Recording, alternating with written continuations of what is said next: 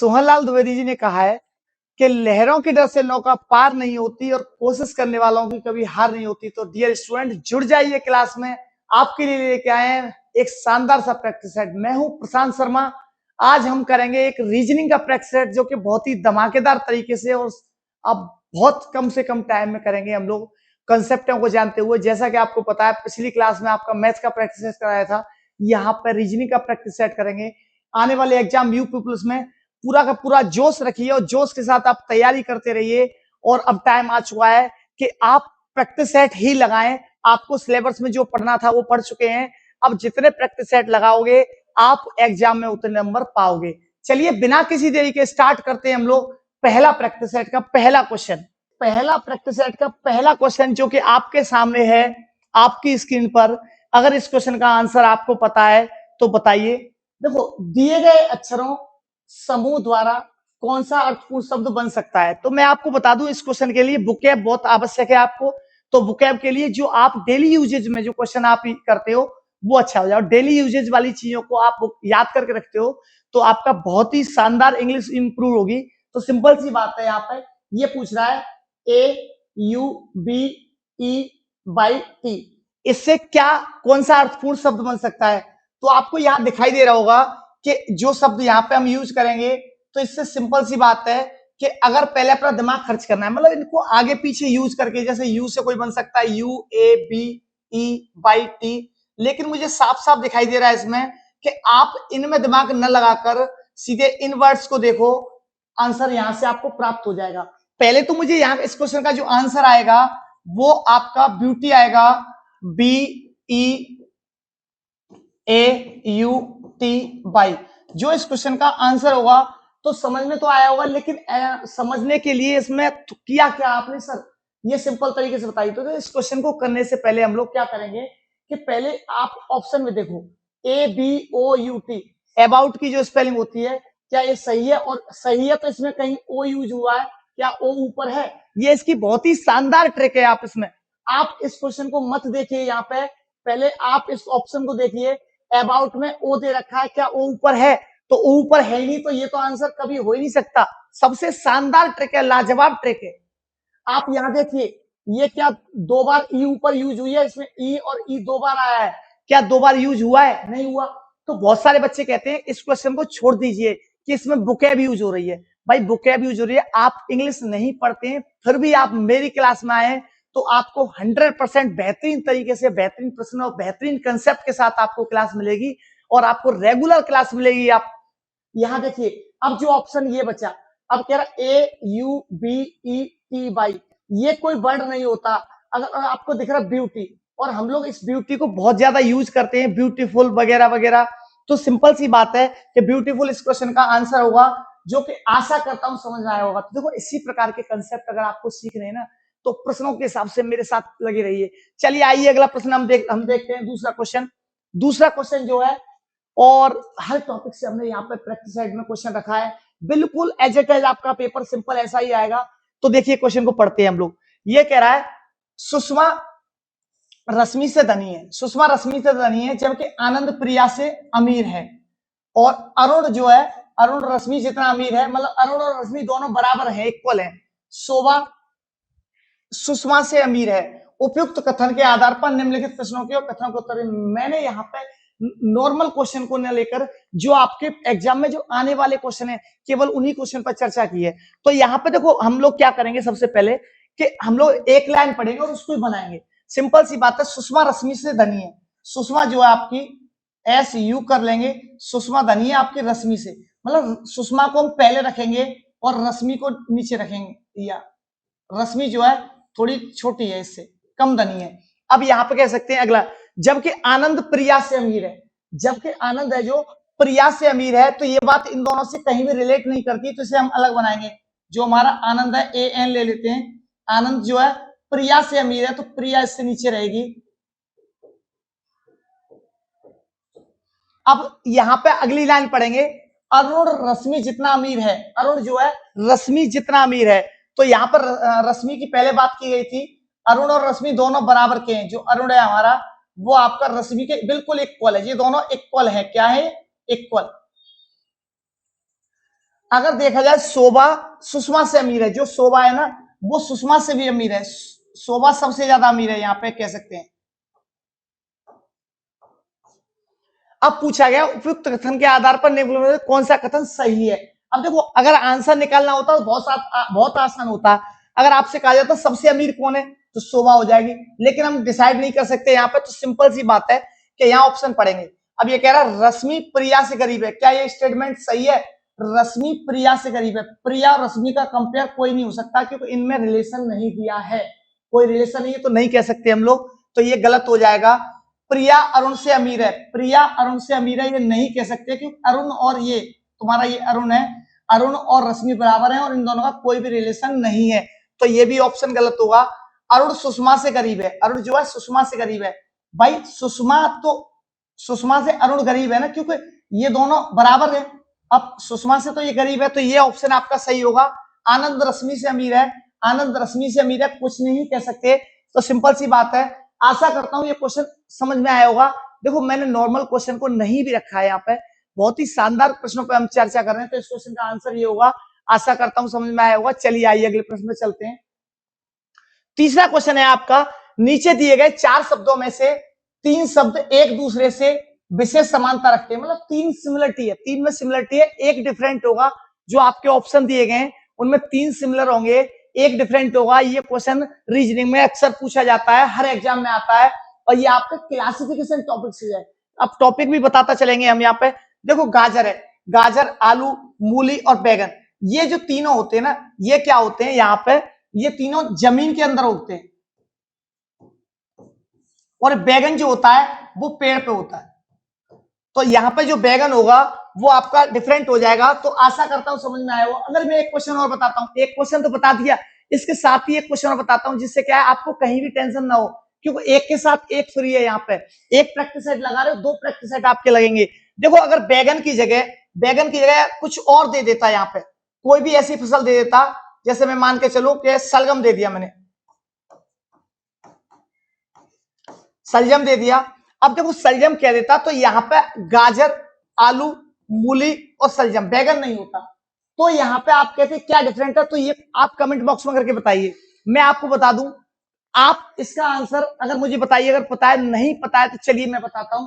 यहाँ आलू अलग होगा, क्योंकि आलू जो है वो तना है, बाकी सब जड़ रहेंगी। आलू क्या है, तना है, बाकी सब जड़ रहेंगी, तो इस क्वेश्चन का आंसर आलू होता है। चलिए आइए अगले प्रश्न पे चलते हैं हम लोग। नेक्स्ट क्वेश्चन है आपका, किसी घड़ी में घंटे की सुई 1 मिनट में कितने डिग्री के कोण से घूमती है? तो सबसे बड़ी बात तो ये बेटा, how many degrees does the hour end, ये आपका बिग मेन पॉइंट है। इसमें हावर एंड की बात की गई है, घंटे की सुई की बात की गई है। यहाँ घंटे की सुई जो है कि उसमें कितना घूमती है। तो देखो सबसे पहले अगर हावर एंड की अगर हम बात करते हैं, हम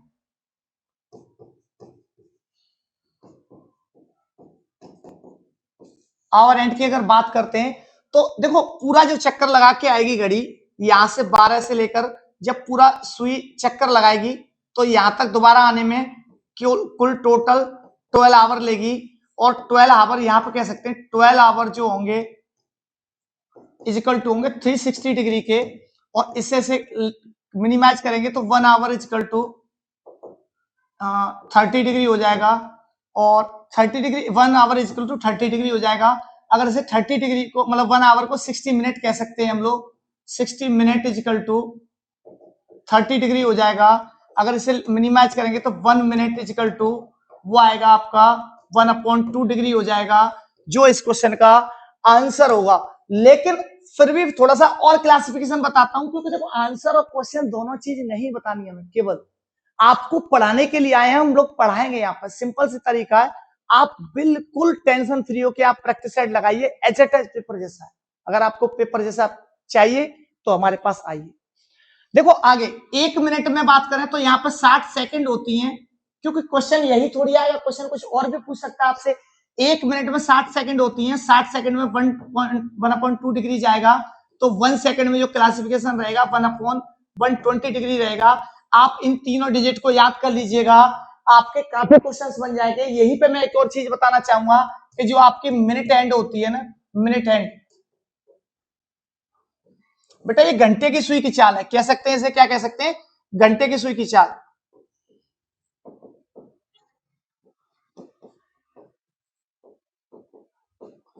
ये स्पीड ऑफ हावर एंडेड है।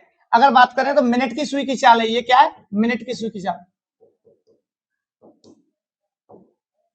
तो यहां बात करेंगे तो ये 1 घंटे में पूरा चक्कर 360 डिग्री घूमती है, तो ये यहां पे याद हो जाएगा 60 मिनट में ये घूमती है 360।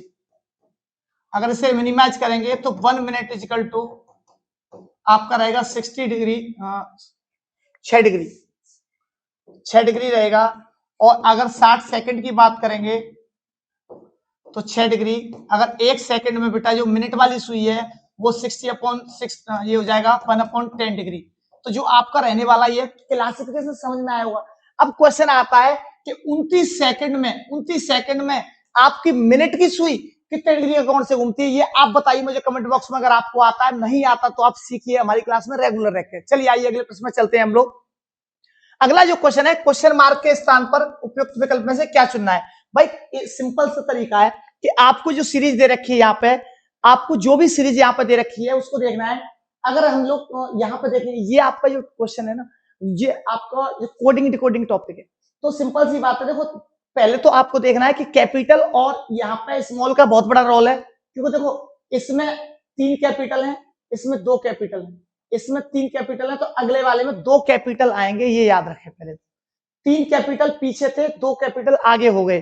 3 कैपिटल पीछे है तो 2 कैपिटल आगे होंगे, तो पहले 2 कैपिटल आगे होंगे, तो ये तो ऑप्शन बिल्कुल बाहर गया। अगर देखा जाए तो ऑप्शन देखना भाई, टाइम कम लगाना है, मुझे टाइम ज्यादा नहीं लगाना है। तो सिंपल सी बात देखिए, देखो एम आता है 30 नंबर पर, एम से 5, या 5 प्लस कर रहा है।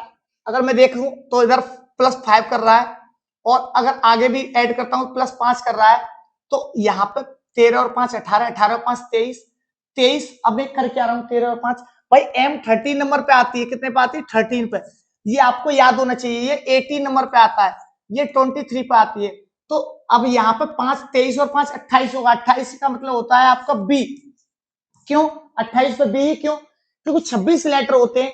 आप 27 पर एक को कहेंगे और 28 पे बी को कहेंगे, तो वो आगे हो जाए बी। अब जो कैपिटल आएंगे, क्योंकि पीछे 3 कैपिटल आए तो आगे 2 कैपिटल आएंगे। आप समझिए यहाँ 14, 14 और 5 19, 19 और 5 24, 24 और 5 29, तो ये रहेगा सी आपका। अब मुझे पता है बी और सी रहेंगे, ऑप्शन इन पहले तीसरे और चौथे में से 5, चौथे में से कोई एक है। अब ये ओ है 15, 15 5 20 और 5 25 और 5 30, 30 पर रहेगा आपका डी। अब डी जो रहने वाला है वो आपका स्मॉल में रहेगा, क्यों, क्योंकि यहाँ पे 3 कैपिटल है, आगे 2 कैपिटल होंगे, तो यहाँ पे एक ये डी हट जाएगा, डी रहेगा वो आपका, ये रहेगा स्मॉल में। अगर पी की बात करता हूं 16, 16 और 5 21, 21 और 5 26, 26 और 5 31, 31 पे आपका ई रहेगा। और आप सिंपल सी बात है, यहाँ पे सॉल्व करने की आपको जरूरत ही नहीं, क्योंकि ये लगातार होंगे बी सी डी ई और एफ। तो जो आपका आंसर होगा ना, ये दोनों क्या होंगे, ये दोनों कैपिटल होंगे, बाकी सब स्मॉल होंगे। तो 2 कैपिटल बाकी स्मॉल, जो आपका ए आपका ऑप्शन होगा, जो कि आशा करता हूं समझ में आया होगा। चलिए आइए अगले प्रश्न को देखते हैं हम लोग। तो नेक्स्ट क्वेश्चन है आपका ब्लड रिलेशन का, जो कि बहुत ही शानदार प्रश्न है। मैं आपको बता दूं, शानदार प्रश्नों का संग्रह, शानदार, मेरा एक ही मकसद है, केवल आपकी तैयारी। चलिए आइए प्रश्न को देखते हैं। ए बी के पिता है, सी डी का पुत्र है, निम्न में से कौन सा कथन, निम्न में से कौन से कथन द्वारा यह निष्कर्ष निकाला जा सकता है कि सी ए का पौत्र है। अब ये पूछा गया है सी ए का पौत्र, मतलब ए दादा है सी के, ये बताना है। पहली बात ये है ए बी के पिता है, भाई ए पिता है बी का। अब आप कहोगे ये क्या बना दिया सर, भाई ये ट्रायंगल में क्यों बंद कर दिया, भाई ये पिता है, पिता भाई बंधन में ही रहता है, सिंपल सी बात है।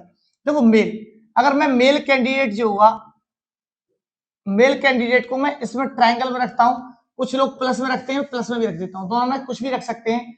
फीमेल है जो, उसे हम राउंड में बंद करेंगे या उसे माइनस लेंगे, या दोनों में से आप कुछ भी चूज कर सकते हो, आपको बिल्कुल भी कोई रोक टोक नहीं है, और आप स्वतंत्र हैं। और आप देखिए यहाँ पे ए बी के पिता है, सी डी का पुत्र है। अब इनसे कोई रिलेशन नहीं दिया, जो सी पुत्र है किसका, भाई सी पुत्र है डी का। अब आपसे कह रहा है कि निम्नलिखित कथन में से द्वारा क्या निष्कर्ष निकाला जा सकता है कि भाई सी ए का पौत्र है, जो सी है ना वो पौत्र होना चाहिए। भाई सी को ए का पौत्र बनाने के लिए, सी को ए का पौत्र बनाने के लिए या तो भाई ये नाती बनाना पड़ेगा आपको। तो भाई देखो, या तो इसको इन दोनों में रिलेशन क्या होगा, या तो ये भाई भाई होंगे या भाई बहन होंगे, ये आपको ये पता होना चाहिए। या तो ये भाई भाई होंगे, क्योंकि भाई ये बताओ, ये इसके पिता होंगे, पिता का पिता या पिता का चाचा या पिता का ताऊ कुछ लगेगा तभी तो वो पौत्र बनेगा। तो सिंपल सी बात है, पढ़ते हैं। सी बी की पत्नी है, भाई सी पत्नी कभी नहीं हो सकती, सी मेल है और ये फीमेल कह रहा है, भाई रहने दे, जेंडर चेंज कर रहा है ये तो। अब देखो, बी डी की बहन है, बी डी की बहन है, भाई बी बहन है किसकी, डी की, डी की, और ये पौत्र है किसका, सी का, ये पुत्र है। तो अब मुझे ये बताइए सी, अब यहाँ पे ये जेंडर सेम आ गए, ये बहन भाई है, हो सकता है ये भाई हो, तो इससे जेंडर डिसाइड हो रहा है कि ये सी का ये ए दादा है और सी पौत्र है इसका, पहली चीज। तो आपका आंसर जो होगा वो यही होगा। आप आगे भी चेक कर सकते हैं कि डी ए की पुत्री है, डी जब ए की पुत्री हो जाएगी तो बिल्कुल गलत हो जाएगा, और ये बी डी की पुत्री है, ये तो बिल्कुल ही गलत हो जाएगा। तो आशा करता हूं आपके क्वेश्चन समझ में आया होगा। चलिए आइए अगले प्रश्न में चलते हैं हम लोग। अगला क्वेश्चन जो है आपका, तरुण पूर्व की ओर जा रहा है, तरुण पूर्व की ओर जा रहा है, यदि उसे उत्तर की ओर जाना है तो किस दिशा में उसे नहीं जाना चाहिए। देखो, आपको जो क्वेश्चन होते हैं ना, नहीं वाले होते हैं, उनमें बड़ा विशेष तरीके से ध्यान देना होता है कि आंसर आएगा क्या, क्योंकि 3 आंसर ऑलरेडी हो रखे होते हैं। अब बच्चा उस नहीं को भूल जाता है, और नहीं को भूलने के बाद सिंपल सा तरीका है, जो आपको आंसर दिखता है पहला वाला टिक करके आगे बढ़ जाता है, और रास्ता मुस्कुराता हुआ आएगा कि मेरा एग्जाम निकल गया, पास हो गया, एकदम फीलिंग अच्छी आएगी। क्यों, हम लोगों को 4-5 क्वेश्चन जब आ जाते हैं ना, पेपर लगता है इजी था, और वही पहले 4-5 क्वेश्चन टफ होंगे, हमें लगेगा एग्जाम टफ है। तो मैं आपको बता दूं, टफ और इजी कुछ नहीं होता, एग्जाम का बैलेंस बनाया हुआ होता है। अगर आपने किसी भी एग्जाम को लेकर 25 से 50 प्रैक्टिस सेट अगर लगाए, मेहनत अगर की है, तो उसका रिजल्ट आपको जरूर मिलेगा, आज नहीं तो कल मिलेगा, लेकिन आपको जो आपकी मेहनत का फल जरूर मिलेगा। तो चलिए आइए इस क्वेश्चन को शुरू करते हैं। तरुण पूर्व की ओर जा रहा है, मान लो कि ये बंदा कहां जा रहा है, पूर्व की ओर जा रहा है, ये जा रहा है ईस्ट में।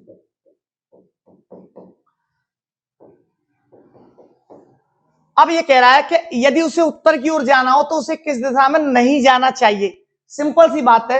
अब देखो, मैं आपसे कहना चाहता हूं कि उत्तर की ओर जाना चाहिए, उत्तर की ओर भेजना है उसे, हमें भेजना है ऊपर।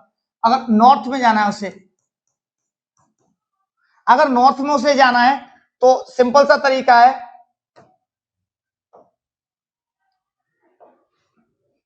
कि दाएं बाएं। मैं आपको बता दूं, यहां पर राइट राइट, अगर मैं 2 बार राइट भेजूंगा, राइट राइट राइट और राइट, अगर मैं 4 बार राइट जाता हूं, कहीं मैं इस साइड में खड़ा हूं, अगर मैं 4 बार राइट जाता हूं, राइट राइट राइट और राइट, तो 4 बार 4 बार राइट का मतलब होता है 4 राइट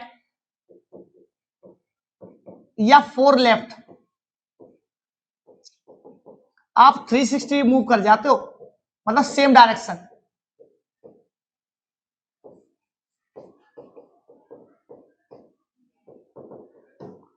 सेम डायरेक्शन। अगर मैं 2 राइट की अगर बात करूं, 2 राइट या 2 लेफ्ट, तो होती है आपकी अपोजिट डायरेक्शन, तो होती है अपोजिट डायरेक्शन। अब यहां कह सकते हैं विपरीत जो दिशा होती है, वो सिंपल लिखूंगा नहीं, बता देता हूं। देखो 1 2 3 4, जब 4 राइट सेम डायरेक्शन हो जाएंगे तो लेफ्ट बचेगा। अगर ईस्ट में जा रहा था तो लेफ्ट में ही तो जाएगा, ये डायरेक्शन तो बिल्कुल सही है, चला जाएगा।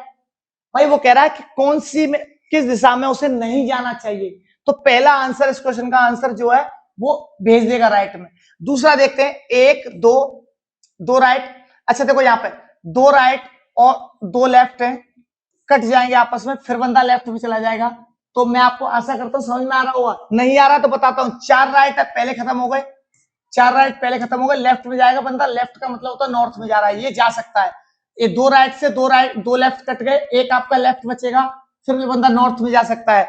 अगर मैं बात करूं राइट राइट राइट राइट, अगर 3 बार मैं उसे राइट भेज दूंगा, एक बंदा इधर जा रहा है, राइट राइट और राइट, ये बंदा नॉर्थ में चला जाएगा। कहने का तात्पर्य चौथा क्वेश्चन जो है ये भी चला जाएगा। जो चौथा क्वेश्चन होगा वही इस क्वेश्चन का आंसर होगा, क्योंकि इसको चेक ही नहीं करना आपको, मैं चेक करके प्रूव करा देता हूं। राइट से लेफ्ट काट दूंगा, राइट से लेफ्ट काट दूंगा, तो ये बंदा सेम डायरेक्शन जाएगा, कहीं भी नहीं जाएगा, सेम जा रहा होगा, ये पूर्व में पहुंच जाएगा ये। सूरज के पास। चलिए आइए अगले प्रश्न पर चलते हैं हम लोग, समझ आया होगा। अगला जो क्वेश्चन है आपका, वो आपका शब्दों का प्राकृतिक क्रम बताइए। शब्दों का जो नेचुरल क्रम है वो बताना है। What is the correct natural order of words. देखो सिंपल सी बात है, ये जो क्वेश्चन है ना, ये बहुत नॉर्मल क्वेश्चन है, आपको इससे थोड़ी सी जानकारी होनी चाहिए, और आप सभी लोग इस क्वेश्चन से गुजरे हैं। क्योंकि सबसे पहले अगर बात करें तो हम लोगों का बचपन आता है, आपके अकॉर्डिंग पहले बचपन आता है, फिर उसके बाद शैशवावस्था आती होगी। अगर आपको पता है सबसे पहले जो बच्चे की जो आती है ना, सबसे पहले शैशवावस्था आती है, शैशवावस्था आएगी, और बेटा इस अवस्था से पहले भी एक अवस्था आती है, अगर आपको बता दो, रूढ़ अवस्था कहते हैं इसे। तो आपको प्रॉब्लम में परेशान नहीं होना है, हर समस्या का समाधान मिलेगा, आज नहीं तो कल मिलेगा, मेहनत बरकरार रखिए आप। देखो शैशवावस्था सबसे पहले आती है, फिर बचपन आता है, फिर किशोर अवस्था आती है, यौवन आता है, और फिर प्रौढ़ हो जाते हैं। मतलब कुल मिला के जो आपका आंसर जो रहने वाला है वो ये है। और आप कहेंगे सर डायरेक्ट ही आपने आंसर समझा दिया, क्योंकि इस एक्सप्लेनेशन के लिए कोई मतलब ही नहीं बनता, क्योंकि मैं दूंगा तो क्या दूंगा। सबसे पहले आप शैशवावस्था में बहुत छोटे होते हो, जब आप फर्स्ट सेकंड में पढ़ते होंगे, फिर उसके बाद आपका बचपन गुजरा होगा, जो आपका 5th तक पहुंचे होगे, किशोर अवस्था आएगी, 13-14 तक पहुंचेंगे, उसके बाद आप यौवन चढ़ जाएगा, जिसे जवानी कहते हैं शुद्ध देसी भाषा में, वो आ जाएगी, फिर आप प्रौढ़ अवस्था 30 से ऊपर निकल जाएंगे, और इस तरीके से आप समझदार हो जाएंगे, और आपका जीवन बहुत अच्छा चल रहा होगा। चलिए आइए अगले प्रश्न पर चलते हैं हम लोग। नीचे दिए गए चित्र में त्रिभुजों की संख्या बताइए। जो आपको ये फिगर दे रखा है, इसमें त्रिभुजों की संख्या बतानी है। तो मैं सिंपल सी बात बताऊं पहले आपको कि त्रिभुज काउंट करना। देखो अगर कभी ऐसी स्ट्रक्चर जो आए ना, इसमें अगर मुझे त्रिभुजों की संख्या काउंट करनी है, क्या करनी है मुझे, ये find the number of triangle करने। अगर कभी कोई स्क्वायर बन रहा हो, जैसे उसको देखो आपको ट्रायंगल काउंट करने, तो यहाँ पर एक ये हो गया, 2 ये हो गए, तीसरा ये हो गया, चौथा आपका ये हो गया, 4 हो गए। अब यहां पर अगर हम बात करते हैं तो 5वां ये हो जाएगा, 6वां ये हो जाएगा, और अगर हम बात करते हैं 7वां ये हो जाएगा, और 8वां ये हो जाएगा। आप इस तरीके से थोड़ी काउंट करोगे। सिंपल सी बात है कि सर ट्रिक बताइए हमें बताइए सर ट्रिक आप।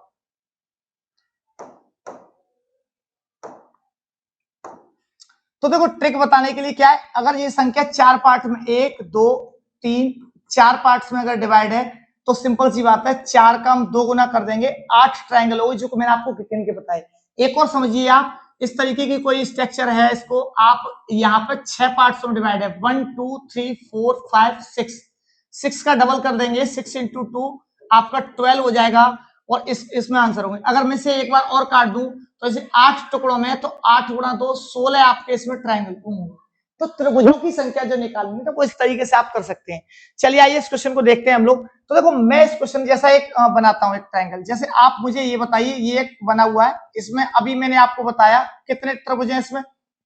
आप कहेंगे सर 8 हैं इसमें, 1 2 3 4 पार्ट में, तो 8 त्रिभुज हैं। अगर मैं इसमें इसकी जैसी एक लाइन खींच देता हूं, तो मुझे ये बताइए कितने बढ़ेंगे। एक तो आपका ये बढ़ जाएगा, एक तो ये बढ़ जाएगा, एक आपका ये बढ़ जाएगा, 2 बढ़ गए, और एक आपकी एक लाइन और 2 बढ़ गए। यहाँ एक लाइन और खींच देता हूं, तो एक ये बढ़ जाएगा, और एक आपका ये बढ़ जाएगा, +2 और होगा। तो इस क्वेश्चन का 12 जो होगा, इस क्वेश्चन का आंसर होगा। यहां पे एक बार और काउंट करा दूंगा आपको कि देखो ये जो दिख रहा है आपको, अगर मैं बड़ी वाली आकृति में देखता हूं यहाँ पे इसमें, तो 1 2 3 4, तो 4 दूनी 8, तो ये हो गए। अगर मैं बात करूंगा यहाँ पे, एक त्रिभुज ये छोटा वाला बनेगा, एक त्रिभुज ये बड़ा वाला बनेगा। अच्छा ध्यान रखिएगा, ये बड़ा वाला मैं इसलिए नहीं काउंट करूंगा कि ये हो चुका है। ऐसे ही यहाँ पे एक लाइन और खींची गई, एक ये बनेगा और एक ये बनेगा, +2 उधर बढ़े 2 ऊपर बढ़े, मतलब 12 त्रिभुज होंगे। आशा करता हूं समझ में आया होगा। इस क्वेश्चन का आंसर है, कोई भी टॉपिक से क्वेश्चन हो, आपका ज्यादा समय नहीं खर्च होगा। चलिए आइए अगले प्रश्न पर चलते हैं हम लोग। नीचे दिए गए शब्दों में शब्दकोश का आखिरी शब्द कौन सा होगा। ये क्वेश्चन बहुत आता है पेपर में, तो इसको समझिए आप। देखो सिंपल सा तरीका है, ये क्या है, एक गेम है। ये क्या है, एक गेम है केवल। देखो जैसा कि आपको दिखाई दे रहा है यहाँ पे कि ये शब्दकोश में डिक्शनरी में लगाना है। सीबीएसई बोर्ड वाले बच्चों को तो डिक्शनरी 6 क्लास मतलब फर्स्ट क्लास से दे दी जाती है, फर्स्ट सेकंड में, तो आप आसानी से समझ गए होंगे। लेकिन जो यूपी बोर्ड वाले बच्चे हैं, उनको आज भी डिक्शनरी देखना नहीं आता है। अगर जिसको आता है वो अच्छी बात है, नहीं आता तो चलिए हम सिखाते हैं। देखो यहाँ पे एक खेल है, एक रेस हो रही है या ताश खेल रहे हैं हम लोग, ठीक है। खेल में तो वैसे भी आपको मजा आता है, चलिए ओ सब में मिल रहा है, कोई दिक्कत नहीं। ओ सब में पहले राउंड में सब जीत गए, पहले राउंड में सब लोग जीत गए। अब दूसरे राउंड में क्या, पी यू पी डी, सबसे पहले डी है, तो अल्फाबेट में सबसे पहले कौन आता है इनमें से, पी आती है, यू आता है, पी आती है या डी आती है, पहले डी आती है। भाई ये डी जो चौथा ऑप्शन है ना, वो आपका 1 नंबर पर रहेगा, आपका हमको आखिरी में निकालना है। तो आप ये बताइए, ये दोनों पी पी है तो ये दोनों भी आगे निकल जाएंगे, लास्ट में आपका जो ये रह जाएगा, ये यू है ना, क्योंकि यू एबीसीडी में सबसे बाद में आता है, तो आपका डिक्शनरी में यू, ये बी ऑप्शन है वो सबसे बाद में आएगा। सबसे पहला पूछा होता आंसर ये होता, सबसे बाद में पूछा होता ये होता। अगर आप इसको ऑर्डर में भी लगा सकते हो, पहला ये हो जाएगा, दूसरा आपका इन दोनों में से डिसाइड होगा, पी पी और आई। एन पहले आता है या यू पहले आता है, आपका एन पहले आता है तो ये दूसरे नंबर पे आएगा, ये आपका तीसरे नंबर पे आएगा, तो मैं लेफ्ट हैंड से भी लिख देता हूं, ये आपका चौथे नंबर पे आएगा। तो आप आसानी से समझ गए होंगे। चलिए आइए अगले प्रश्न पे चलते हैं हम लोग। इस क्वेश्चन का आंसर जो होगा सेकंड होगा। तो दूसरा आपका जो क्वेश्चन है वो आपका सीरीज से है, निम्नलिखित श्रृंखला में बेमेल शब्द चुनिए। जो आपका बेमेल शब्द है उसे आपको चुनना है। देखो यहां पे बेमेल, मैं अगर बात करूं इन दोनों में कितने का डिफरेंस है, यहाँ पे 1 का डिफरेंस है, यहाँ पे कह सकते हैं +1 का डिफरेंस है। अगर यहां डिफरेंस की बात करें तो हम 17 और 4 21 +4 का डिफरेंस है। अगर हम यहाँ डिफरेंस की बात करें तो यहाँ पे 9 का डिफरेंस है। आप कुछ समझ में आ रहा है, 1 का डिफरेंस, 4 का डिफरेंस, 9 का डिफरेंस। और अगर बात करता हूं तो यहाँ पे डिफरेंस होना चाहिए 16 का, क्यों कि ये 1 का स्क्वायर बन रहा है, ये +2 का स्क्वायर बन रहा है, +3 का स्क्वायर बन रहा है, तो +4 का स्क्वायर 16 बनना चाहिए ना, 4 का स्क्वायर 16 बनना चाहिए, लेकिन 16 नहीं आ रहा। यहाँ पे जो डिफरेंस आ रहा है वो कितने का है, 15 का। तो ये आपका 45 बेमेल हो सकता है। आगे भी देखिए इनमें डिफरेंस कितने का आ रहा है, 107 में तो 71 जाते हैं, तो आपका ये रहेगा आपका 36 रहेगा, मतलब स्क्वायर ही बन रहा है। तो कुल मिला के जो 45 होगा वो आपका बेमेल है। आशा करता हूं समझ में आएगा। जितनी क्वेश्चन, इन क्वेश्चनों के लिए तो आप 100 क्वेश्चन लगा लीजिए प्रीवियस ईयर, आपका क्वेश्चन फंस जाएगा। चलिए आइए अगले प्रश्न पे देखते हैं हम लोग। अगला जो क्वेश्चन है वो आपका बेमेल शब्द चुनिए। चाचा और भतीजा एक है, पिता और पुत्री, भाई और बहन, सास और दामाद, ससुर और दामाद। तो देखो यहाँ पे जो रिलेशन देखना है ना, आपको इक्वलिटी रिलेशन देखना है। अगर मैं बात करूं चाचा भतीजा की अगर बात करता हूं तो चाचा और भतीजा मतलब ये पिता के समान वाला जनरेशन आ रहा है। चाचा जो है पिता के समान वाला जनरेशन है, सिमिलर है उसके। अगर पुत्री और पिता, ये भी पिता के समान है, मतलब एक ऊपर वाली जनरेशन की बात कर रहा है। अगर मैं यहाँ पर दामाद और ससुर की बात करूं तब भी एक ऊपर वाली जनरेशन की बात कर रहा है। यहाँ भाई और बहन की जो जनरेशन है वो आपकी इक्वलिटी जनरेशन है। तो आप आशा करता हूं इस क्वेश्चन को आप समझ चुके होंगे। ये सी इस क्वेश्चन का आंसर होगा। चलिए आइए अगले प्रश्न में चलते हैं। बहुत ही सिंपल और अच्छा क्वेश्चन था, सिंपल था, 1 नंबर आपको मुफ्त का मिल गया बिल्कुल। तो ये आपका फिर कोडिंग डिकोडिंग एक क्वेश्चन कि एक बेटा यहाँ लिखा हुआ है किसी, होगा यहाँ पे किसी कोड प्रणाली में, ये होता है किसी कोड प्रणाली में। किसी कोड प्रणाली में हिंट को लिख रहा है ये के रूप में, कूटबद्ध को कहते हैं कोडिंग किया गया है। अगर इंग्लिश में पढ़ते हैं तो कोई दिक्कत नहीं, इसको कोडिंग किया गया है। अगर इस कोड प्रणाली में से टीएच को क्या लिखेंगे, टीएचईडी को। सिंपल सी बात है, आप यहाँ पे देखिए पहला ऑप्शन टी है, यहाँ पर टी को कह रहे हैं 4, टी को 4 कह रहे हैं, ऑप्शन है पहले, तो हम लोग कह देंगे टी को क्या, टी का कोड कितना है यहाँ पर, टी का कोड है यहाँ पर 4, ये 4 कह देंगे। एच का कोड क्या है यहाँ पे, एच का कोड है 6, तो 6 कह देंगे। अगर डी का कोड क्या है यहाँ पे, डी का कोड है आपका 9, तो 9 कह देंगे। 4 6 9 जो इस क्वेश्चन का आंसर होगा। आशा करता हूं समझ में आया। बहुत ही सिंपल और शानदार क्वेश्चन था। सिंपल क्वेश्चन इसलिए था कि बाकी जो प्रैक्टिस सेट है आपका वो थोड़ा सा टफ है, क्योंकि क्वेश्चन नहीं वाले ज्यादा दिए हैं, इसलिए बैलेंस बनाने के लिए दोनों तरीके के क्वेश्चन आते हैं। और आप ये मत समझिए एग्जाम में टाइम कम है। चलिए आइए अगले प्रश्न को देखते हैं हम लोग। अगला जो क्वेश्चन है, निम्नलिखित संख्याओं का अध्ययन कीजिए और उचित विकल्प को ढूंढकर संख्या को पूरा कीजिए। देखो आपको इसके कई क्वेश्चन है, मैं आपको बता दूं 6 का ये आधा हो रहा है। इनमें क्या होता है, रिलेशन चेक करना होता है। आंसर बताना मेरा ड्यूटी है, वो बात ठीक है, लेकिन सबसे बड़ी बात बता दूं, आंसर बता के छोड़ देना मेरा काम नहीं है। मुझे आपको समझाना है, और मैं समझाऊंगा नहीं तब तक आप मुझे आगे कैसे बढ़ाओगे। क्योंकि मैं आपका टीचर हूं और आप मेरे ही टीचर हैं। चलिए आइए देखते हैं हम लोग इस क्वेश्चन को। तो देखो 6 का आधा हुआ 3, मतलब ये कह सकते हैं 6 का आधा किया और फिर मान लो 4 का गुणा कर दिया इसमें, तो फिर आधा किया इसका, 12 का आधा 6 का फिर 4 गुणा 24, तो 24 का आधा जो करेगा 12, जो इस क्वेश्चन का आंसर होगा पहली ट्रिक, फर्स्ट मेथड से आपका 12 आया। सेकंड मेथड और बताता हूं मैं यहाँ पे, सेकंड मेथड जो रहने वाला है आपका, देखिए आप 6 एक छोड़ दीजिए, 6 का 6 दूनी 12, 12 दूनी 24, 24 दूनी 48 जो आएगा वो अगला वाला टर्म्स आएगा। अगर ये बीच में एक टर्म्स खाली है, अगर बीच वाला टर्म्स चाहिए तो 3 दूनी 6, 6 दूनी 12, यहाँ पे क्या रहेगा 12। तो ऐसे भी कर सकते हो, आपका एक तीसरा ऑप्शन आपका आंसर होगा। आशा करता हूं मैंने दो मेथड आपको सिखाए, दोनों ही समझ आए होंगे। चलिए आइए अगले प्रश्न पे चलते हैं हम लोग।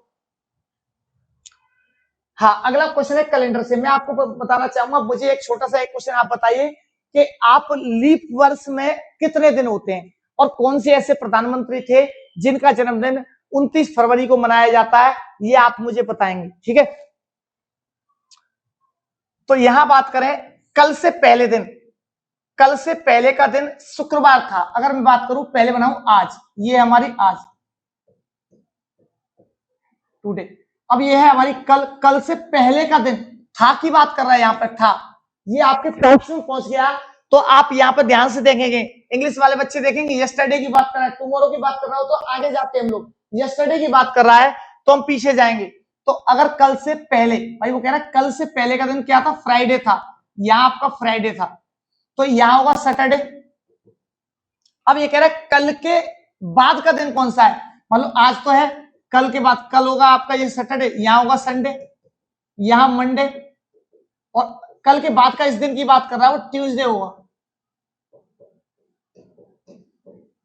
तो आशा करता हूं समझ आया होगा, बहुत ही सिंपल कहानी, जो क्वेश्चन कहेगा वही हम कहेंगे, टिट फॉर टैट, जैसे को तैसा, बिल्कुल। तो आपका जो आंसर होगा वो आपका आंसर तीसरा रहेगा। तो आशा करता हूं समझ आया होगा। चलिए अगले प्रश्न पर देखते हैं हम लोग। देखो खाली स्थान, ये कह रहा है खाली स्थान में सही अक्षर भरें, सही अक्षर भरना है। तो देखो सिंपल सा तरीका है, इस क्वेश्चन को तो ना छोटे बच्चे भी कर देंगे, एक बार समझा दिया जाए तो कोई क्वेश्चन है ही नहीं। अगर देखा जाए तो सिंपल तरीका है इसका कि देखो यहाँ पे ए के बाद आपका बी आ रहा है, एक बड़ा, बी के बाद सी आ रहा है, सी के बाद डी आया, डी के बाद क्या आएगा, अब बच्चे भी कहेंगे सर ई आएगा। अगर बी है, बी के बाद सी आ रहा है, सी के बाद डी आ रहा है, डी के बाद ई आ रहा है, ई के बाद क्या आ रहा है भाई एफ आएगा। अगर बात करता हूं जेड, जेड के बाद वाई आया, मतलब एक डिक्रीज किया, फिर डिक्रीज किया, फिर डिक्रीज किया, फिर दोबारा डिक्रीज कर देगा आपका ई एफ बी, जो इस क्वेश्चन का आंसर ए नहीं होगा, E F B, option D इस क्वेश्चन का आंसर होगा। तो आशा करता हूं समझ आया। चलिए अगले प्रश्न में चलते हैं हम लोग।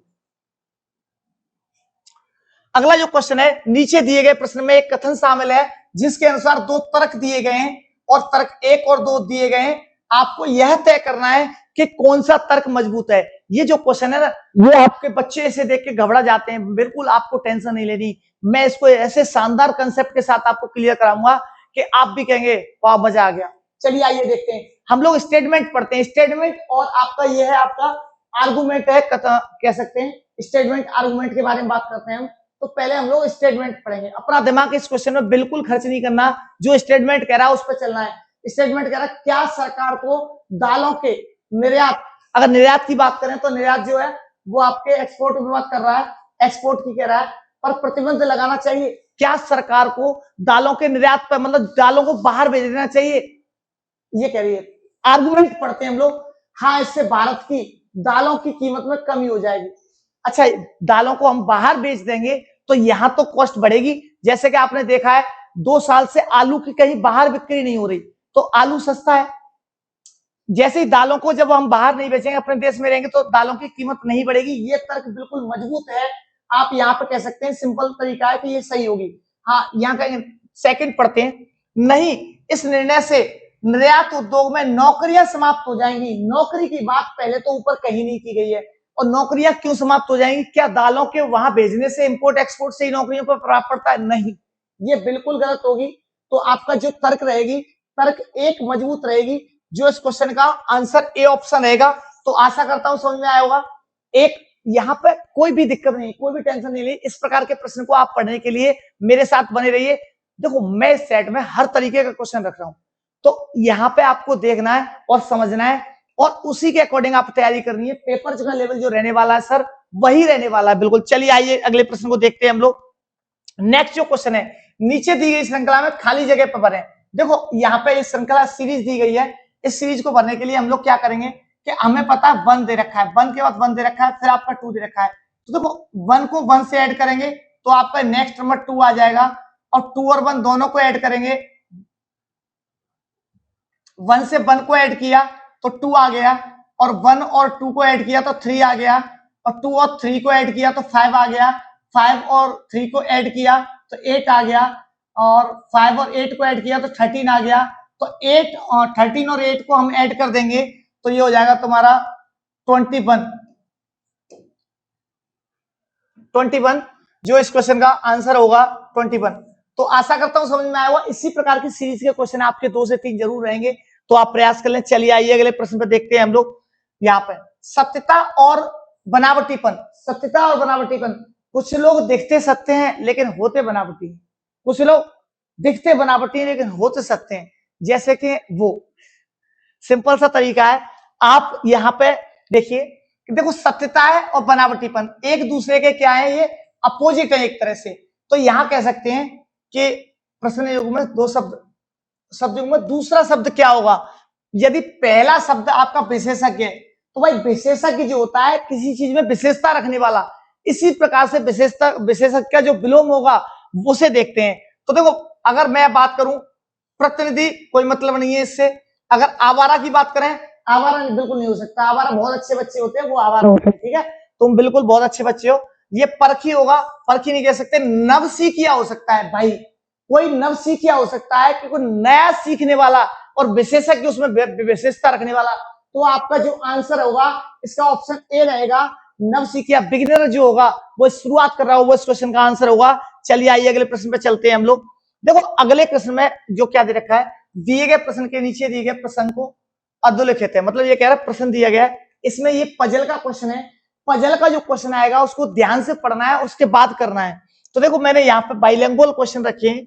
देखो यहाँ पे जो भी है इसको पढ़ लेते हैं पहले हम लोग, उसके बाद क्या करेंगे, पजल हमें बनानी पड़ेगी कि रीमा एवं गेसु नृत्य और संगीत में पारंगत है। मुझे यहीं से पता चल जाता है कि आपको नृत्य और संगीत में पारंगत है। पारंगत का मतलब होता है कि मतलब मास्टर है एक तरह से। सोनल और रोसू जो है संगीत और चित्रकला में पारंगत है। रीमा नेहा आपकी व्याख्यान मतलब एक्सप्लेनेशन और नृत्य में पारंगत है। नेहा और सोनल चित्रकारी और व्याख्यान में पारंगत है। तो देखो सबसे पहले क्या करेंगे हम लोग, यहाँ पर जितने भी पर्सन है उन सबको बिठाएंगे एक एक करके। अगर बात करें यहाँ पे इनके नाम रखेंगे हम, यहाँ इधर इसमें आपका प्रोफेशन हो जाएगा, जो भी प्रोफेशन होगा वो इसमें हो जाएगा। तो सबसे पहले क्या है आपका डांस है, उसके बाद आपका डांस के बाद आपका म्यूजिक है, म्यूजिक के बाद आपका ड्राइंग है, ड्राइंग के बाद आपका एक्सप्लेनेशन है, व्याख्या है। अगर हम बात करते हैं यहाँ पे सिंपल सी तरीका क्या है, एक लड़की हमारी रीमा है, दूसरी हमारी गेसु है,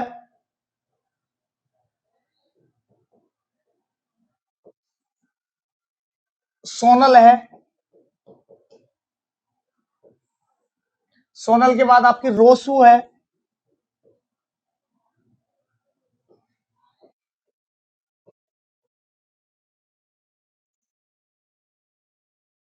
सोनल के बाद रोसू है और रोसू के बाद नेहा है।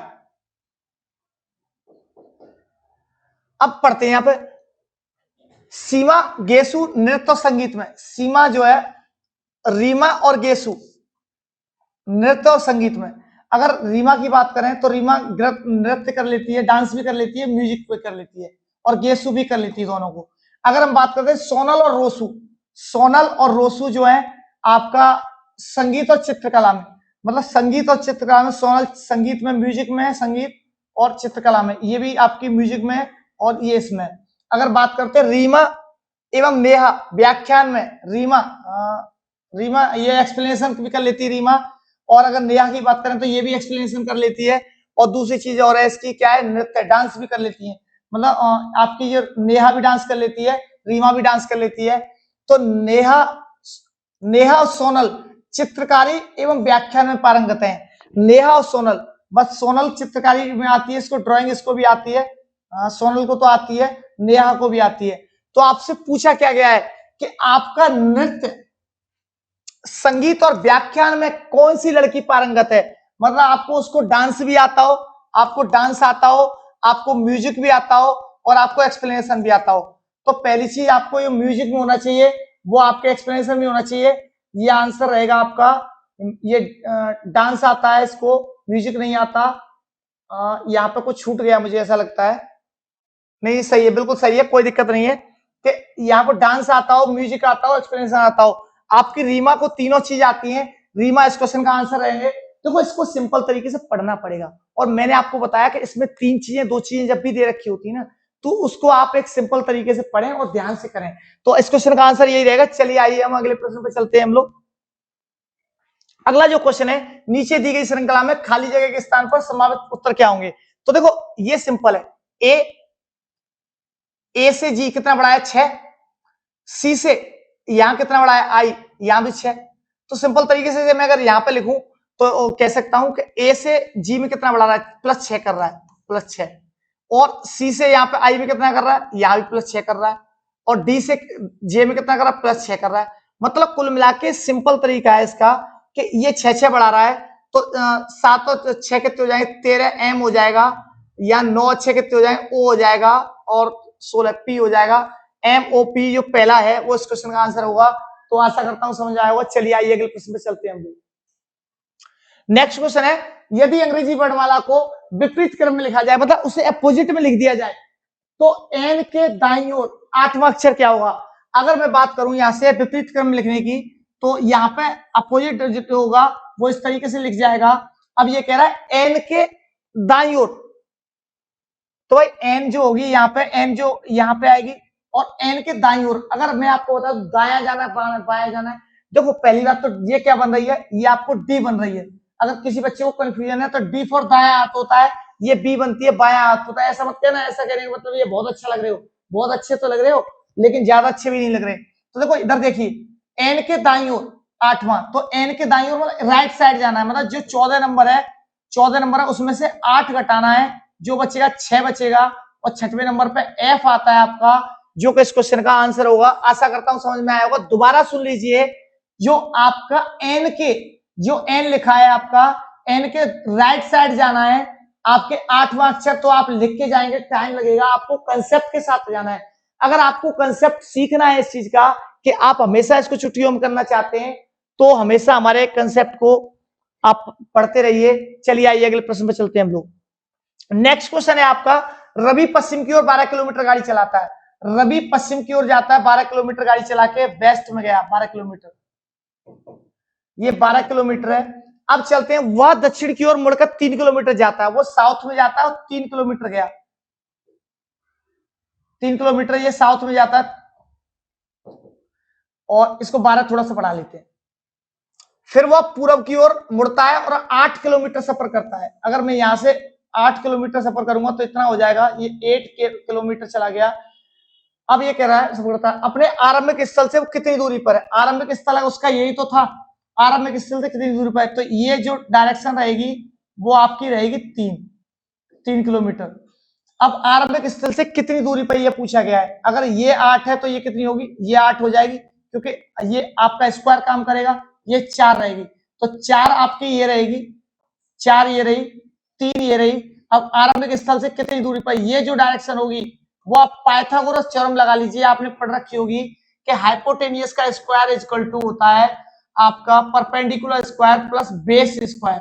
अगर नहीं पता है तो कुछ बच्चे कह रहे होंगे लंब का स्क्वायर बराबर आधार का स्क्वायर प्लस कर्ण का स्क्वायर, इसे लगा सकते हैं आप। इससे आपका जो आंसर आएगा वो 5 किलोमीटर आएगा। आपका आंसर ए ऑप्शन होगा। आशा करता हूं समझ आया होगा। चलिए आइए अगले प्रश्न पे चलते हैं हम लोग। आपका जो 25वां क्वेश्चन, 24वां क्वेश्चन है, दिए हुए विकल्पों में से दाईं ओर दूसरे जोड़े के रिक्त स्थान की पूर्ति कीजिए। देखो प्रकाश किरण, आवाज क्या होती है, तो प्रकाश है, प्रकाश की बेटा रे आती है। मैं आपको बता दूं कि प्रकाश, मुझे आपको एक क्वेश्चन बताइए, आपकी तैयारी बहुत अच्छी है तो आप मुझे कमेंट बॉक्स में बताइए, जो भी सुन रहा है सभी स्टूडेंट मुझे बताइए कि प्रकाश की किरण को धरती तक आने में कितना समय लगता है। ये आपका एक क्वेश्चन है, अगर आप इसे बता सकते हैं तो मेरा एक छोटा सा चैलेंज है, इसे पूरा कीजिए। प्रकाश का संबंध बेटा किरण से है, तो बेटा आवाज का संबंध कुछ लोग कहेंगे ध्वनि से रहेगा, जो कि इस क्वेश्चन का आंसर गलत हो जाएगा। आवाज का जो संबंध रहेगा वो आपका वेव से रहेगा बेटा, तरंग से रहेगा, क्योंकि आवाज जाने से पहले उसकी वेव जाती है और वेव जाएगी तभी आवाज आएगी।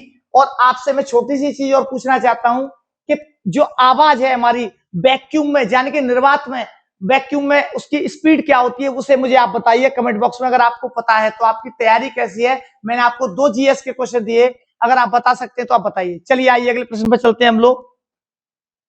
आपका 26वां क्वेश्चन है, निम्नलिखित शब्दों में से उसी क्रम में लिखो जिसमें शब्दकोश में लिखे पाए। भाई डिक्शनरी में लिखना है। डिक्शनरी का क्वेश्चन अभी मैंने बताया था, सिंपल तरीका है। आप देखिए यहाँ पे डिक्शनरी में लिखना है। मुझे इस क्वेश्चन को मैं चुटकियों में केवल 2 सेकंड में सॉल्व करके दिखाऊंगा। आप देखिए यहाँ पे एस आ रहा है, अगर देखा जाए तो एस एस एस और एस सब में मिल रहा है। अगर एस सब में मिल रहा है, अब देखिए यहाँ पे आई आ रहा है, ओ आ रहा है, आई आ रहा है, सी आ रहा है, तो ये मुझे ये बताइए सबसे पहले क्या आएगा इसमें? शब्दकोश में लिखना है, शब्दकोश में लिखते हैं जो एबीसीडी पहले आएगा, तो ये बताओ सी सबसे पहले आएगा, मतलब चौथा ऑप्शन पहले नंबर पे आएगा। चौथा ऑप्शन पहले नंबर पे यही आ रहा है, तो ये पहले नंबर पे आएगा। अब दूसरे पे कौन सा आएगा अगर पूछ ले तो बेटा ओ सबसे बाद में आएगा, क्योंकि आई आई पहले आती है सेकंड नंबर पे, ओ सबसे बाद में आएगा, तो ये तीसरे नंबर पे हो जाएगा। और इन दोनों में आई आई आ रहा है, एम पहले आता है जी, ये दूसरे पे हो जाएगा। तो इसका जो क्रम निकालेंगे हम लोग, तो ये क्रम निकलेगा चौथा नंबर, फिर उसके बाद दूसरा नंबर, चौथा नंबर, उसके बाद निकलेगा चौथे के बाद पहला, चौथा नंबर पहला नंबर, पहले के बाद जो निकलेगा वो तीसरा नंबर, उसके बाद दूसरा नंबर, जो आपका ये आंसर होगा। आशा करता हूं समझ आया होगा। चलिए आइए अगले प्रश्न में चलते हैं हम लोग। अगला जो क्वेश्चन है आपका हमारा सबसे सिंपल है, इसमें कुछ भी नहीं करना आपको। ये आपको सबसे पहले बोर्ड मास रूल यूज करना है। बोर्ड मास रूल से आपको इसका आंसर निकालना है। बोर्ड मास में आपको बता चुका हूं कि B O D M A S, बेटा बी फॉर ब्रैकेट होते हैं, एक बार ब्रैकेट होता है, एक सर्कुलर ब्रैकेट होता है, एक आपका कर्ली ब्रैकेट होता है, एक आपका बॉक्स ब्रैकेट होता है। 4 प्रकार के ब्रैकेट होते हैं। इस ऑफ की बात करते हैं तो ओ एफ ऑफ होता है, इसका मतलब गुणा होता है, या हिंदी में कहते हैं इसे का। डी फॉर बेटा डिवाइड हो जाएगा, एम फॉर बेटा मल्टीप्लाई हो जाएगा, और ए फॉर बेटा ऐड हो जाएगा, एडिशन, और ये सबट्रैक्ट हो जाएगा। तो समझ आया होगा। चलिए आइए इस क्वेश्चन को देखते हैं हम लोग। देखो इस क्वेश्चन को हम लोग करना चाहते हैं तो इसको कैसे करेंगे, तो 11 पन्ना 55 हो जाएगा। पहली बात तो इसको 55 लिख दूंगा मैं। 55 लिखने के बाद 8 में से 3 गए तो 5 बचेगा, 8 में से 3 गए तो कितने बचे? 5 बचेंगे, और बराबर अगर मैं इसे लिखूंगा तो 2 दूनी 4 थी या 12, 12 और मल्टीप्लाई, मुझे क्वेश्चन मार्क की जगह मैं ले लेता हूं एक्स। बेटा कहीं कहीं इस एक्स को परेशान करना बहुत जरूरी है, क्योंकि ये एक्स बहुत नालायक है। ठीक है, देखिए यहाँ पे अगर मैं 12x इजिकल टू लूंगा मैं इधर तो 60 हो जाएगा, इससे से काटूंगा तो x का मान 5 निकलेगा। भैया 5 रुपए है, x की वैल्यू ज्यादा नहीं है, मेरे अकॉर्डिंग 5 रुपए है। ठीक है, तो देखिए जो भी आंसर रहेगा 5 रहेगा। चलिए आइए अगले प्रश्न पर चलते हैं हम लोग। अगला जो क्वेश्चन है बहुत ही सिंपल है कि निम्नलिखित 4 शब्दों में से एक वर्ग से भिन्न है, उस शब्द को याद कीजिए भाई। एक उन सब मतलब जो आपका जो सीक्वेंस में चारों आते हैं उन एक अलग है, देखो क्या अलग है देखते हैं बेटा। परामर्श, परामर्श, सलाह, सुझाव, निर्देश, इन चारों में से क्या अलग है? अगर आप बता सकते हैं मुझे कमेंट बॉक्स में आप मुझसे पहले सॉल्व करके दिखाइए। देखो बेटा इसमें निर्देश अलग है, डायरेक्शन जो होंगी वो अलग होंगी, क्योंकि देखो ये परामर्श, सलाह, सुझाव ये आपस में क्या है? पर्यायवाची हैं। क्या है ये? आपस में सिनोनिम्स है, सॉरी सिनोनिम्स है। तो आप यहाँ पे आशा करता हूँ समझ में आया होगा। निर्देश है जो किसी को दिया जाता है। चलिए आइए अगले प्रश्न को देखते हैं। अगला जो क्वेश्चन रहेगा, नीचे दिए गए विकल्पों में सही विकल्प चुनकर श्रृंखला को पूरा करो। देखो आपको यहाँ दिख रहा है, बच्चे कंफ्यूज होंगे क्योंकि देखो डी के साथ एक आ रहा है, आप कहेंगे कि डी 4 पे आती है और 4 में से 3 घटा दिए, 1 आ गया। आप कहेंगे 7 पे आती है, 7 में से 3 घटाया 4। आपका तो भाई साहब बिल्कुल फिट हो गया मामला। क्यों कि आपने कहा कि 3 ये 4 पे आती है, भाई 4 पे आती है और 4 में से 3 गए तो 1, 7 में से 3 गए तो 4। भैया दोनों में सेम सीक्वेंस लग रहा है, लेकिन यहाँ पे जैसे ही आप आए ये जे 10 पे आती है, 10 में से 3 गए तो 7 आना चाहिए, 10 में से 3 गए तो 7 मिलना चाहिए। आपको मिल गया 9। अब आप डर गए, भाई सिंपल कंसेप्ट है, इस क्वेश्चन को आप समझिए। आप समझ नहीं रहे, क्वेश्चन आपका लेवल चेक कर रहा है कि आपका लेवल क्या है, कितनी मेहनत आपने कर रखी है। अगर हम बात करते हैं तो डी के साथ ले रहा है भैया 1 का स्क्वायर, और देखो जी के साथ ले रहा है आपका 2 का स्क्वायर, और जे इस जे के साथ ले रहा है बेटा 3 का स्क्वायर, 3 का स्क्वायर। कैसे भाई, देखो डी आती है 4 पे, 4 और 3 7, 7 और 3 10, 10 और 3 13, 13 और 2 15, या 15 का मतलब 15, ये ओ आएगा, ओ 15 पे आता है। कैसे पता किया मैंने भाई, काला रसगुल्ला गुलाब जामुन कहते हैं जिसे बंगाल के फेमस है, वो 15 रुपए का आता है, मुझे बहुत पसंद है। चलिए आइए आगे, यहां पे देखते हैं डी, मैंने बता दिया 15 ओ आएगा।